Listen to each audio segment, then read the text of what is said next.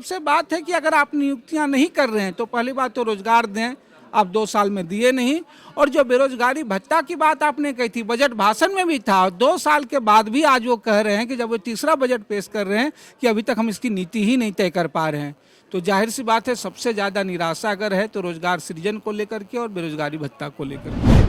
लेकिन जब मैंने इस सवाल को उठाया और जो अभी फरवरी के आंकड़े आए हैं कि बेरोजगारी स्तर में पूरे देश में झारखंड, राजस्थान और हरियाणा के बाद तीसरे नंबर पर है, तो सरकार रोजगार सृजन के और क्या उपाय कर रही है। सरकार का जो जवाब है 2019-20 के आंकड़े को छोड़ दें तो 20-21 में महज 2000 लोगों को जो है नियुक्तियां दी गई हैं, और वह भी नियुक्तियां किस किस्म की है उसकी छानबीन होनी बाकी, लेकिन उससे ज़्यादा लोगों की छटनी हुई है।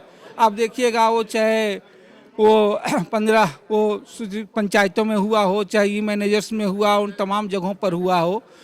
तो सबसे पहले कि सरकार नियुक्तियां क्यों नहीं कर रही, इस पे तो जवाब दी नहीं। सवाल था भी, हंगामा के कारण स्थगित हुए, लेकिन सब मुख्यमंत्री हेमंत सोरेन का बतौर नेता प्रतिपक्ष चुनावी भाषणों में युवाओं के लिए जो है बेरोजगारी भत्ता एक बड़ा मुद्दा था, लेकिन सदन के भीतर जो जवाब आया है माले विधायक विनोद सिंह के सवाल पर, वो काफ़ी हैरान करने वाला है कि अब तक कोई प्रारूप ही नहीं तैयार।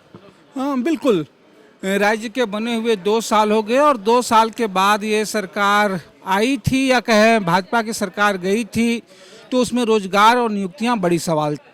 लेकिन जब मैंने इस सवाल को उठाया और जो अभी फरवरी के आंकड़े आए हैं कि बेरोजगारी स्तर में पूरे देश में झारखंड, राजस्थान और हरियाणा के बाद तीसरे नंबर पर है, तो सरकार रोजगार सृजन के और क्या उपाय कर रही है। सरकार का जो जवाब है 2019-20 के आंकड़े को छोड़ दें तो 20-21 में महज 2000 लोगों को जो है नियुक्तियां दी गई हैं, और वह भी नियुक्तियां किस किस्म की है उसकी छानबीन होनी बाकी, लेकिन उससे ज़्यादा लोगों की छटनी हुई है। आप देखिएगा वो चाहे वो 15 वो पंचायतों में हुआ हो, चाहे ई मैनेजर्स में हुआ, उन तमाम जगहों पर हुआ हो।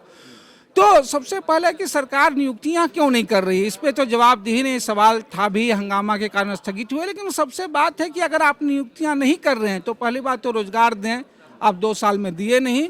और जो बेरोजगारी भत्ता की बात आपने कही थी, बजट भाषण में भी था, 2 साल के बाद भी आज वो कह रहे हैं कि जब वो तीसरा बजट पेश कर रहे हैं कि अभी तक हम इसकी नीति ही नहीं तय कर पा रहे हैं। तो जाहिर सी बात है सबसे ज़्यादा निराशा अगर है तो रोजगार सृजन को लेकर के और बेरोजगारी भत्ता को लेकर के। तुमने तैयारी कहाँ से की? NIBM से। मैं NIBM को बधाई देता हूँ। आप जो सपना देख रहे हैं उस सपने को हम दोनों मिलकर पूरा करेंगे। NIBM। जब पिछले बजट में इसकी जिक्र की गई बेरोजगारी भत्ता को लेकर के, और 1 साल के बाद जब यह जवाब इस तरीके से सदन के भीतर दिया गया है श्रम मंत्री के द्वारा, तो क्या लगता है कि मतलब सरकार काम किस तरीके से कर रही है, जबकि सड़कों पे जो है युवक लगातार आंदोलनरत? बिल्कुल, हमने कहा है कि सरकार अगर आप देखें तो कुछ मोर्चों पे तो आप कह सकते हैं, लेकिन जो रोजगार सृजन का मसला है, बेरोजगारी का मसला, वो सबसे निराशाजनक है। और इसी कारण से आज सड़कों में युवाओं का आक्रोश दिख रहा है, और इस आक्रोश को सरकार को समझना होगा। रोजगार सृजन के साथ ही साथ जो लोग बैठे हैं उनके लिए बेरोजगारी भत्ता का भी सरकार उपाय करे, ये जिम्मेवारी बनती है।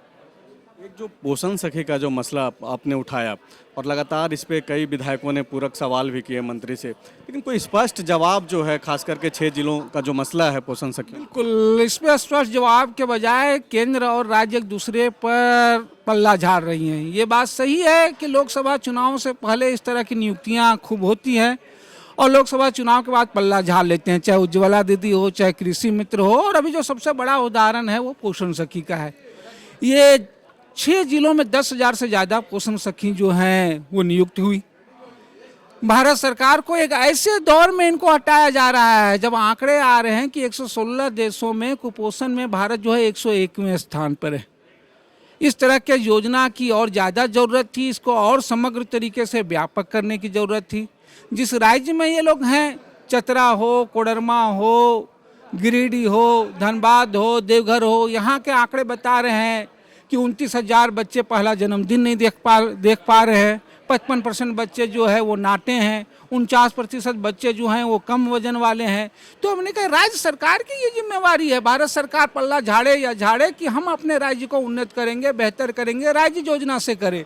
तो सरकार सिर्फ मानदेय का ही बकाया नहीं, मानदेय का बकाया कर रही है, अच्छी बात है। इन योजना जिलों में कंटिन्यू करते हुए इस तरह की योजना को अन्य जिलों में भी विस्तार किया जाना चाहिए। एक आखिरी सवाल ये है कि कल जिस तरीके से 1,01,101 करोड़ का बजट पेश किया गया है, चूँकि हम रोजगार और नियुक्ति के ऊपर ही आपसे बातचीत कर रहे हैं, तो आप कल के बजट में क्या देखते हैं? नई सरकारी नियुक्ति या फिर रोजगार के नए सृजन को लेकर के क्या कुछ उसमें आपको दिख? बिल्कुल, कल के बजट में ज़रूर आपको लोगों को 1 केजी दाल की वो सकारात्मक है, लेकिन हम कह रहे हैं जिस तरीके से इस सरकार ने 2 क्षेत्रों में साहसिक फैसले लिए कि एक तो भारत सरकार दे या न दे, हम राज्य सरकार की ओर से लोगों को राशन देंगे, अतिरिक्त देना पड़े। भारत सरकार बीपीएल एपीएल का जो आंकड़ा रखे, हम जो भी ज़रूरतमंद है यूनिवर्सल पेंशन शुरू करेंगे।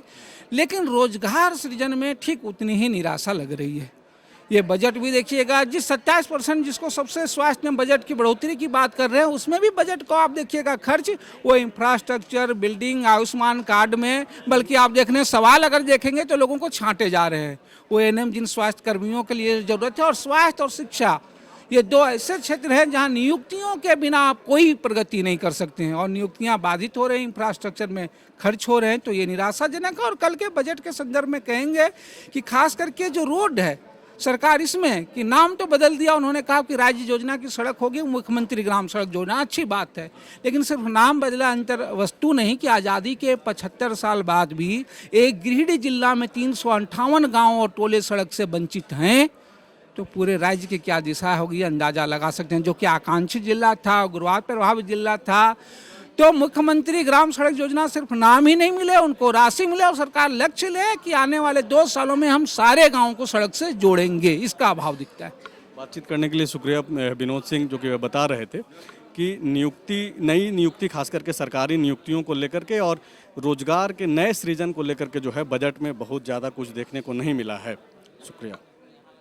तुमने तैयारी कहाँ से की?